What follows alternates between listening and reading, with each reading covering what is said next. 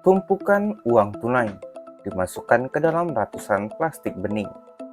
Total nilai yang begitu fantastis, 1,3 triliun rupiah. Uang ini bukan sekedar dari cerengan, tapi hasil penyitaan dari skandal korupsi ekspor CPO yang melibatkan dua grup besar, Musimas dan Permata Hijau. Kenapa ini penting? Karena ini bagian dari skandal korupsi terbesar dalam sejarah penanganan korupsi korporasi oleh Kejaksaan Agung.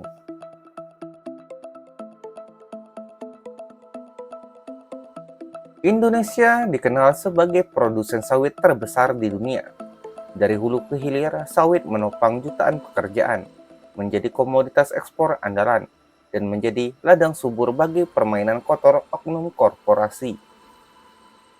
Awal kasus ini bermula saat pemerintah menetapkan kebijakan larangan ekspor minyak goreng dan CPO pada tahun 2021-2022 demi menstabilkan harga di dalam negeri.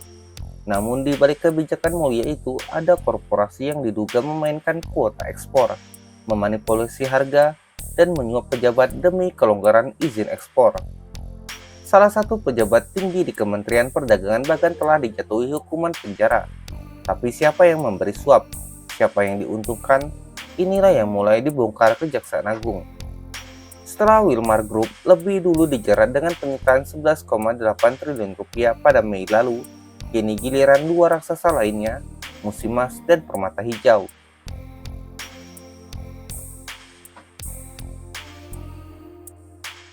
Tanggal 2 Juli 2025, Kejaksaan Agung menggelar konferensi pers yang tidak biasa. Bukan sekedar paparan, tapi visualisasi langsung. Tumpukan uang tunai lebih dari 1,374 triliun rupiah dipamerkan ke publik. Detail penyitaan ini adalah sebagai berikut. 1,188 triliun rupiah dari Musimas Group, 186 miliar rupiah dari 6 korporasi di bawah Permata Hijau Group. Uang-uang ini disebut berasal dari keuntungan tidak sah hasil manipulasi ekspor CPO. Mereka bukan lagi pelaku tunggal, tapi representasi kekuatan korporasi yang selama ini diduga kebal hukum. Dengan penambahan ini, total sitaan dari 3 grup besar, Wilmar, Musimas, dan Permata Hijau mencapai lebih dari 13,1 triliun rupiah. Jumlah yang tidak pernah terjadi sebelumnya dalam sejarah penegakan hukum terhadap korporasi di Indonesia.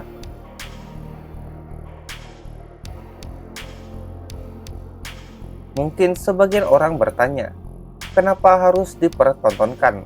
Kenapa uang triliunan itu harus dibuka di hadapan kamera?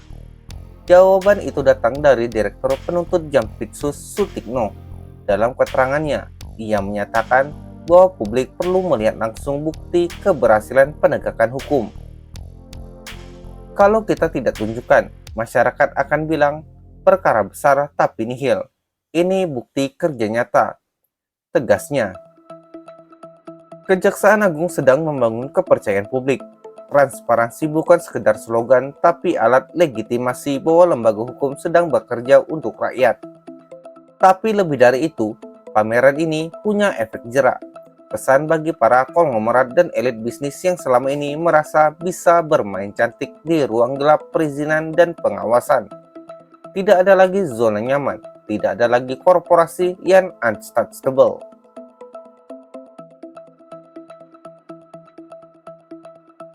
Penyitaan 13 triliun rupiah ini bukan aksi tunggal. Kejaksaan sedang membangun narasi penegakan hukum masif.